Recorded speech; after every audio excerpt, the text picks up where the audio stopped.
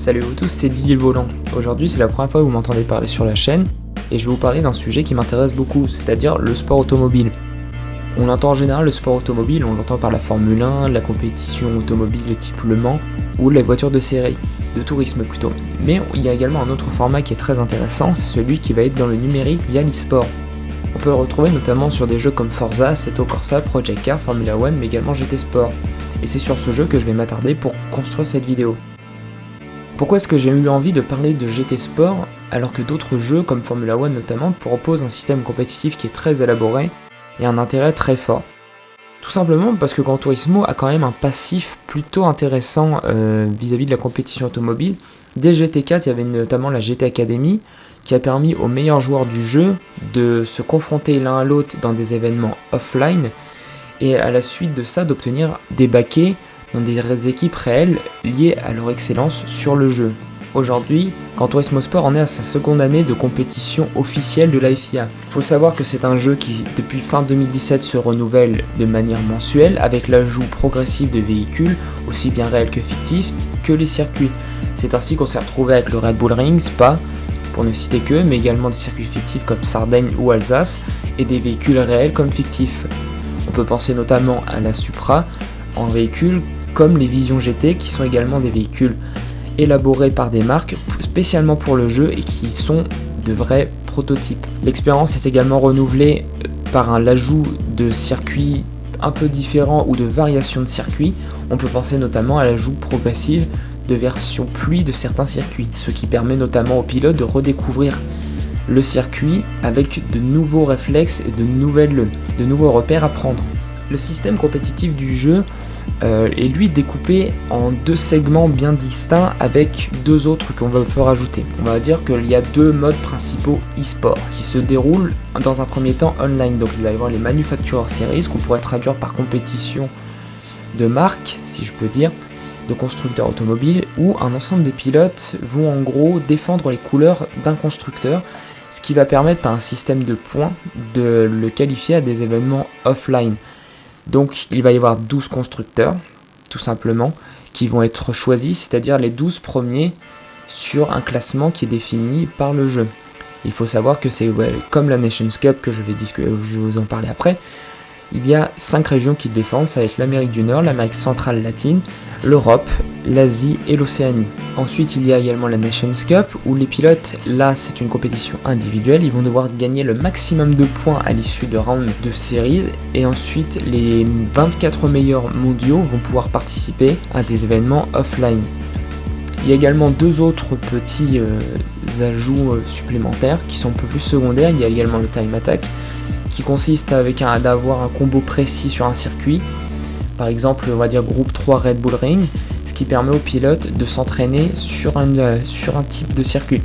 C'est notamment une des spécialités de Tsutsu qui est reconnue sur le jeu pour être quelqu'un de très très doué en time attack. Il y a également la Supra Cup, coupe secondaire qui permet aux pilotes notamment de se mesurer sur la Supra, la nouvelle Supra. C'est une coupe qui permet un peu secondaire mais qui permet notamment de vraiment voir qui est meilleur en termes de pilotage pur car tout le monde a la même voiture. Dans les deux modes principaux que je vous ai cités, le pilote va conduire sur une voiture souhaitée dans ses conditions. Ce qui permet notamment à un pilote d'avoir sur un circuit précis le véhicule le plus adapté à un circuit, notamment dans le cas de la Nations Cup. On peut le voir notamment dans le replay là actuellement, où est-ce que seulement 2 voitures sont présentes. A savoir que ces 2 voitures sont les voitures qui semblent pour les pilotes les plus adaptées aux conditions du circuit. Le jeu offre le plus souvent des combos par classe de véhicule plutôt qu'un véhicule unique. Ça permet notamment, si vous avez la classe des GT3, d'avoir un certain nombre de véhicules disponibles. Ce qui permet notamment, plutôt qu'un véhicule unique, ce qui permet notamment d'avoir différentes voitures pour la même configuration. Il est d'ailleurs pas rare de voir certaines voitures sur le papier moins performantes mais plus économes sur les pneus dans des courses. Ça permet notamment de se priver d'un arrêt ou d'avoir une vie sur le pneu plus long. L'ensemble de ces journées de compétition, ça permet aux pilotes de se qualifier en individuel pour l'un ou l'autre ou les deux compétitions, car le système permet au jeu de participer aux deux compétitions. Les meilleurs y sont invités après à des événements offline, on a pu voir Paris, New York ou Salzbourg notamment. Et l'intérêt de ces événements, c'est déjà de gagner en intensité vis-à-vis de la compétition et de créer une atmosphère aussi hyper compétitive car on voit les compétiteurs, leur humeur au volant et leur gestion. A l'instar des courses online, le plateau est là un peu plus réduit à 12 coureurs par course, contre 16 en ligne. Ça peut paraître peu, mais vu qu'on est quand même à une certaine élite de pilotes, au final, ce n'est peut-être pas plus mal, et c'est surtout qu'il y a eu, en plus de ça, quelques petits bugs reconnus quand on peut être à 16 compétiteurs. Qui plus est, la différence est un tout petit peu différente, parce que là où les courses de 16 compétiteurs peuvent comporter des pilotes un peu plus faibles sur le papier, là on a vraiment affaire à l'ensemble des meilleurs pilotes mondiaux. En amont de chacune des compétitions, il y a des qualifications qui sont effectuées la veille, notamment par les concurrents, ce qui permet notamment de définir l'ordre de départ pour la course qui aura lieu demain ou après-demain. Ces qualifications sont beaucoup plus impactantes en Nations Cup qu'en Manufacturer, car le format Nations Cup voit les deux derniers pilotes des demi-finales en fait être éliminés et les pilotes entre la 5e et la 10e place être mis en repêchage. Donc en gros l'impact de la qualification est très important. En général, un pilote qui part dans les 4 premiers a beaucoup plus de chances de finir justement dans les qualifiés pour la grande finale qu'un pilote qui va partir entre la 5e et la 12e place. La différence aussi qu'il faut souligner, c'est que pourquoi est-ce que je fais la distinction entre Nations et Manufacturer pour les qualifications, c'est-à-dire que l'actuel système des Manufacturers fait en sorte que les 12 constructeurs qualifiés ne puissent pas être éliminés. Donc en fait, il n'y a pas de système d'élimination, on va dire qu'il y a beaucoup moins d'impact, on va dire que ça va plus être pour les points, mais l'élimination est impossible. Donc en fait, on va dire qu'il roule un petit peu plus pour du beurre, même si, comme dans toutes les catégories, il est très avantageux de partir devant, notamment pour pouvoir, si vous voulez creuser l'écart, partir en soft, comme beaucoup de pilotes qui partent devant en général ont tendance à le faire. Donc ces compétitions ont pour aboutissement de finir en finale, c'est-à-dire que les vainqueurs, eux, ont une place directe au final, ils sont qualifiés pour l'événement de Monaco, qui constitue en fait le World Final de l'ensemble de la saison. Il faut savoir qu'il n'est pas nécessaire de gagner une des compétitions pour être qualifié pour Monaco. Le système de qualification online et certains événements offline permettent notamment d'accumuler des points qui permettront de se qualifier pour des qualifieurs de Monaco. Donc après avoir parlé de l'ensemble, d'être revenu un peu sur le système compétitif du jeu, je vais un peu plus parler de moi, des points qui m'interrogent sur le jeu et des choses que je verrais des améliorations possibles arriver, parce que je pense que le jeu est en très bonne voie sur certains plans, mais qu'il faudrait peut-être pousser un petit peu plus pour le rendre vraiment hyper intéressant et peut-être offrir aussi une meilleure expérience pour tout le monde. Dans un premier temps, il y a pour moi une nécessité d'aligner par exemple le nombre de compétiteurs par course du online et offline. C'est-à-dire que même si j'ai dit justement que 12 compétiteurs est quand même suffisant, je pense qu'il pourrait y avoir possibilité d'en avoir 16 par course, aussi bien en Manufacturer Series qu'en Nations Cup, c'est-à-dire qu'on pourrait avoir peut-être 16 constructeurs et 16 compétiteurs à chaque demi-finale, ce qui ferait au final pas une réelle différence, notamment de la Nations Cup, ça ferait juste 32 compétiteurs, et peut-être un système un peu différent d'élimination serait envisageable, ou un système de repêchage peut-être un peu différent. À mon sens, c'est une bonne idée, car déjà ça permettrait aussi d'avoir plus d'actions en piste, de nombreuses possibilités, mais également, comme je vous ai dit, pour les manufacturers, peut-être d'avoir plus de constructeurs et plus de pilotes, car certains constructeurs souffrent clairement de la BOP. On peut penser notamment à Isal qui a quitté notamment Mitsubishi, car la BOP était malheureusement très mauvaise et personne ne souhaitait vraiment rouler pour ce constructeur, notamment lié à ce problème. Le format en plus on pourrait être un peu modifié, je reste sur le premier point, on pourrait peut-être modifier le format, et là je pense plus pour le Manufacturer Series, peut-être vu que le format a été récemment changé en 2 courses de 45 minutes, pourquoi après tout ne pas proposer une seule grande course, peut-être d'1h30 ou de 2 heures, purement endurance, ce qui permettrait peut-être même d'avoir plus de pilotes par voiture. On pourrait peut-être imaginer pourquoi pas un format avec 5 pilotes par voiture, ce qui pourrait permettre d'avoir un représentant par région, ce qui pourrait aussi permettre des gestions différentes des relais, et surtout peut montrer un nouvel aspect de Gran Turismo, car au final 45 minutes est un peu court pour moi pour une expérience endurance. On va arriver au deuxième point, j'insiste pour moi sur un détail qui peut paraître hyper anodin, mais pour moi qui ferait une grosse différence en termes de compétiteurs présents.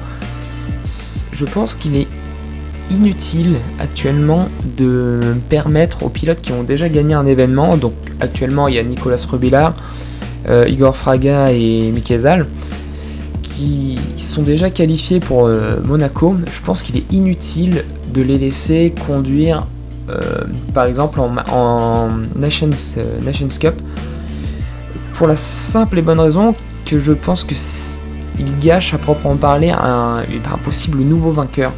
Je pense que ce qui serait intéressant à faire, ce serait de ne pas leur permettre de participer par exemple à la Nations Cup ou à la Manufacturer Series, un constructeur à la Manufacturer Series, justement pour permettre d'avoir peut-être de nouveaux qualifiés et peut-être aussi de permettre à des nouvelles têtes d'arriver, même si en général le plateau est plutôt sensiblement le même depuis 2 ans.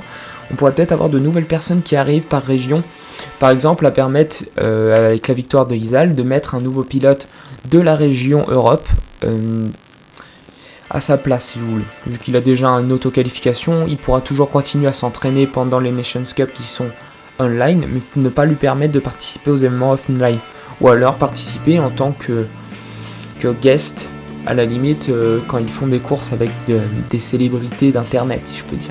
Troisième point qui peut également sembler anodin, ça c'est un peu plus dans la montée actuelle de l'e-sport qui est très très axée sur l'argent. Pour moi il serait peut-être important d'augmenter le cash prize tout simplement, parce qu'actuellement on a quand même une inflation, si je peux dire, dans l'e-sport. On a quand même de plus en plus de pilotes qui dépendent de structures, c'est quand même quelque chose qui monte, l'affluence en plus de ça sur les streams des pilotes est de plus en plus marquée, en plus très bien, si je peux dire, on a de plus en plus même de pilotes réels qui se mettent au sim racing. On aurait peut-être moyen justement d'avoir des cash prizes plus élevés, parce que à mon sens, sans parler vraiment de somme astronomique, je trouve que offrir une petite coupe et puis une montre par exemple aux gagnants, je trouve que c'est peut-être un peu plus léger. J'entends pas non plus offrir à chaque pilote non plus des sommes astronomiques, mais peut-être juste aux 3 premiers un petit cash prize qui permettrait, en plus de l'invitation, d'avoir un petit pécule qui permettra peut-être de réinvestir dans du matériel ou de pouvoir se permettre de faire plus de choses autour du jeu. Quatrième point, là c'est plutôt niveau organisation, donc dans l'ensemble je trouve que c'est bien réalisé, on a quand même un événement qui est très qualitatif à chaque fois, les courses sont vraiment sympas, il y a une impression de professionnalisme super fort, mais pour moi je pense que le pilote devrait peut-être être un petit peu plus isolé du bruit et surtout être isolé par exemple de visibilité vis-à-vis de l'écran géant qui est souvent situé juste au-dessus d'eux, car ils prennent souvent des informations dessus et je pense que ce n'est pas nécessaire qu'ils puissent avoir un visuel sur ça, car au final ça leur donne peut-être des informations qu'ils n'ont pas vraiment besoin. Éventuellement également un autre point que je relève plus tôt, ce serait peut-être de ne pas autoriser les caméras d'approcher trop près, donc c'est pour ça que j'entendais être isolé du bruit justement. Et peut-être à la limite placer une caméra fixe située sur les abords du pilote qui permet en gros d'avoir juste des points de vue de lui sans avoir quelqu'un qui lui tourne autour avec une caméra. Ce qui permettrait au pilote peut-être d'être moins distrait, car certains pilotes quand ils voient un des caméramans tourner autour, on les voit jeter des regards, ce qui peut potentiellement les déconcentrer. Il est peut-être plus utile de penser que le pilote doit vraiment rester focus sur sa course. Ensuite j'ai 2 derniers points qui sont plus pour moi à mettre dans les options. Je pense qu'il y a peut-être un truc tout bête qui pourrait être sympa, ce serait peut-être laisser les pilotes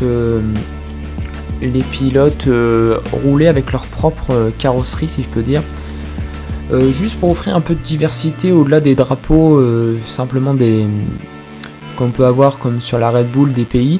Je pense que ça pourrait être plutôt sympa, ça permettrait vraiment de voir une chose différente que simplement des drapeaux ou les voitures ou les carrosseries de base des voitures. Ensuite un petit mot pour les commentateurs français. Moi je trouve qu'ils font quand même un très bon taf. Après moi je regarde à la fois en anglais et à la fois en français. Peut-être être un petit peu moins chauvin par moment, mais je trouve qu'ils font plutôt du bon boulot et c'est très très agréable en tout cas de les entendre parler. Donc là c'est pas vraiment un point négatif. En tout cas je ressens vraiment qu'ils font du bon boulot et qu'ils sont passionnés par ce qu'ils font, donc vraiment continuer comme ça. Globalement on a quand même un très très bon cast sur le jeu, donc on va pas s'en plaindre. Bon bah quant à moi, je vous remercie de m'avoir écouté. Là la vidéo va pas tarder en plus à se finir de la Nations Cup.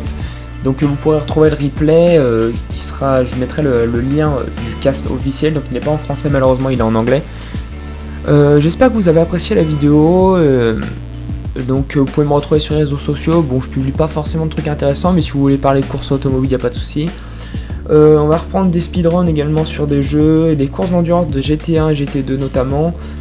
Vous pouvez me soutenir sur YouTube avec le lien qui est juste en dessous. Vous pouvez vous abonner. Si vous souhaitez m'aider dans mes contenus, n'hésitez pas à me contacter sur les réseaux sociaux, sur ce que vous voulez. Sur ce, je vais vous souhaiter une très très bonne journée. Et puis merci pour ceux qui vont regarder. N'hésitez pas à débattre en commentaire. Salut!